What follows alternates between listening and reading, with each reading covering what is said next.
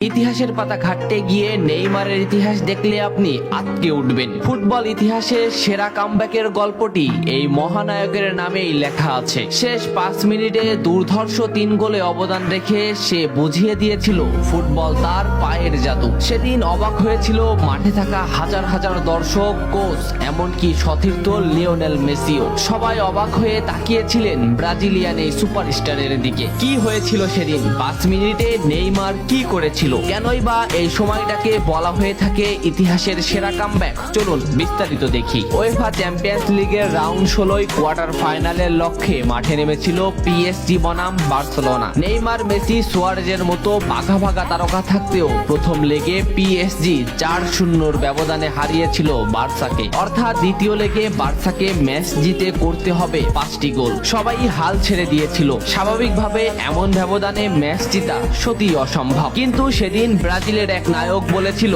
এটা সম্ভব, আমরা এটা করে দেখাবো। যেভাবেই হোক না কেন আমরা দলকে ম্যাচ জেতাতে চাই। 2017 সালের 8 মার্চ অনুষ্ঠিত হয় এই ম্যাচের দ্বিতীয় লেগ। ম্যাচের শুরু থেকেই ক্ষিপ্ততা আর দক্ষতা দেখাতে শুরু করেন নেইমার। এই ম্যাচে যেন আবির্ভাব হয় কোনো এক নতুন নেইমারের। এই নেইমারকে তো কেউ চেনে না। ম্যাচের 3 মিনিটেই লুইস সুয়ারেজ পেয়ে যায় প্রথম গোলের দেখা। এরপর নেইমারের ক্ষিপ্ততায় একের পর এক আক্রমণ সাজাতে থাকে বার্সা। এদিন যেন নেইমারকে কোনোভাবেই আটকাতে পারছিল না পিএসজি। নেইমারকে আটকাতে একের পর এক ফাউলই বেছে নিয়েছিল তারা। ম্যাচের 40 মিনিটে লেভিনের আত্মঘাতিক গোলে বার্সা পায় দ্বিতীয় গোলের দেখা। ম্যাচের 50 মিনিটে ক্ষিপ্ত থাকা নেইমারকে ডি বক্সের ভিতর ফাউল করে ফেলে দেওয়া হয়। এতে বার্সা পেয়ে যায় পেনাল্টিতে গোল করে দলকে এগিয়ে নেন লিওনেল মেসি। তবে যেমনটা ভাবছিলেন এই ম্যাচের গল্প ফুটবল বিধাতা তেমন ভাবে লেখেননি। 62 মিনিটে বার্সার কফিনে শেষ প্যারাটা পুড়ে দেন এডিনসন কাভানি। এতেই স্তব্ধ হয়ে যায় ক্যাম্প নু।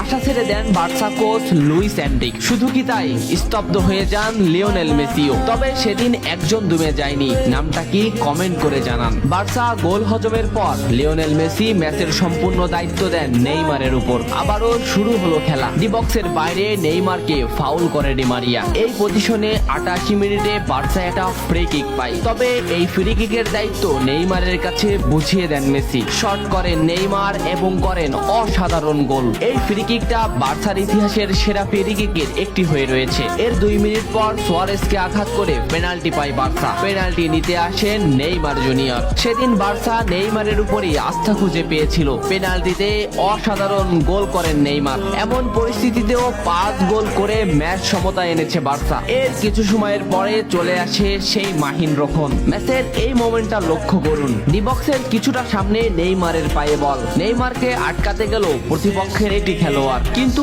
নেইমার শর্ট মোমেন্ট নিয়েও শট না করে বলটি সামনে আগালেন। এই মোমেন্টটা লক্ষ্য করুন। নেইমার একবার গোলের দিকে তাকালেন। এতেই সে বুঝে ফেলেছে কোথায় বলটি দিতে হবে। নেইমার শট নিলেন। আপনি সাধারণ চোখে এটাকে একটা শট দেখলেও এটা হলো সেই শট যা লিখেছিল ইতিহাসের সেরা কামব্যাকের অধ্যায়। নেইমার এমন ভাবে শটটি নিয়েছিলেন যাতে রবের্তো শুধু পা লাগিয়ে গোল করেছিলেন। শেষ 5 মিনিটে সেরা 3টি গোলে অবদান রেখে সেদিন ইতিহাসের সেরা কামব্যাকের নায়ক হয়েছিলেন ব্রাজিলিয়ান এই সুপারস্টার। সবাই যেখানে স্তব্ধ হয়ে গিয়েছিল নেইমার সেখান থেকেই শুরু করেছিলেন। নেইমার বুঝিয়ে দিয়েছিলেন নিজের দৌড়ত্ব।